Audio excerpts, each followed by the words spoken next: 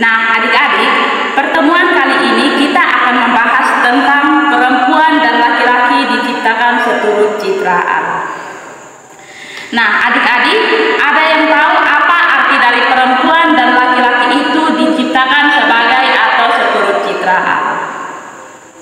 Nah, jadi arti dari perempuan dan laki-laki itu diciptakan seturut citra Allah, yaitu Allah menciptakan manusia segambar atau serupa dengan Allah.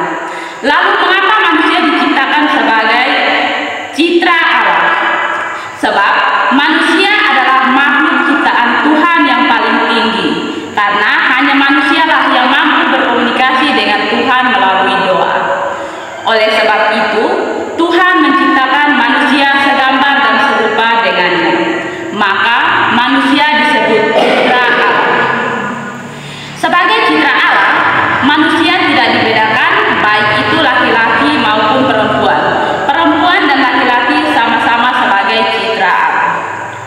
Tugas manusia juga tidak dibedakan antara laki-laki dan perempuan. Laki-laki dan perempuan mempunyai tugas utama yang sama, yaitu beranak cucu dan berkuasa atas ciptaan lain. Yang dimaksud berkuasa atas ciptaan lain yaitu manusia diberi tugas untuk merawat, memelihara alam ciptaan Tuhan. Oleh sebab itu, Allah menciptakan manusia laki-laki dan perempuan. Manusia diciptakan untuk berhubungan, untuk saling melengkapi dalam kasih. Manusia diciptakan laki-laki dan perempuan sehingga masing-masing orang merasa lengkap tanpa yang lain, dan keduanya sama derajatnya di hadapan Allah. Laki-laki dan perempuan diciptakan untuk saling melengkapi, memperkaya, membangun relasi kasih, dan mengembangkan kehidupan. Ungkapan manusia sebagai citra Allah ini syarat makna. Di satu pihak, terkandung gambaran manusia yang luhur, istimewa di hadapan Allah, dan unggul di antara ciptaan Tuhan. Mengapa dikatakan unggul di antara ciptaan Tuhan? Karena hanya manusialah yang memiliki akal budi dan hati nurani, sedangkan makhluk ciptaan Tuhan yang lainnya tidak memiliki akal budi ataupun hati nurani. Di lain pihak, terkandung pula tanggung jawab manusia atas seluruh ciptaan, yaitu seperti yang sudah dijelaskan tadi, yaitu manusia bertugas untuk merawat dan memelihara alam ciptaan Tuhan dengan baik. Hal ini berarti martabat dan derajat laki-laki dan perempuan sama di hadapan Allah. Allah tidak membedakan derajat perempuan dan laki-laki. Sedangkan derajat manusia adalah kedudukan sebagai ciptaan Tuhan. Allah tidak pernah membedakan kedudukan atau derajat antara laki-laki dan perempuan ketika Ia menciptakan keduanya. Tugas dari manusia sebagai citra Allah selain berkuasa, juga mengusahakan agar seluruh ciptaan memuliakan Allah. Keberadaan manusia sebagai citra Allah merupakan sebuah anugerah sekaligus tugas bagi setiap manusia. Tidak hanya itu saja, ada juga perbedaan-perbedaan yang ada pada manusia, yaitu perbedaan fisik, perbedaan psikis, dan perbedaan kodrati.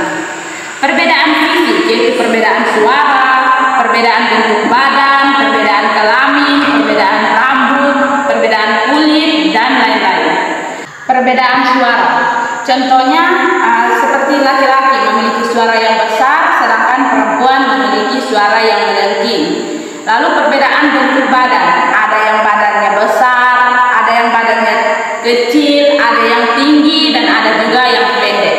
Perbedaan kelamin tentu saja kita tahu, yaitu laki-laki dan perempuan. Tentu saja kita tahu membedakan mana laki-laki dan mana perempuan.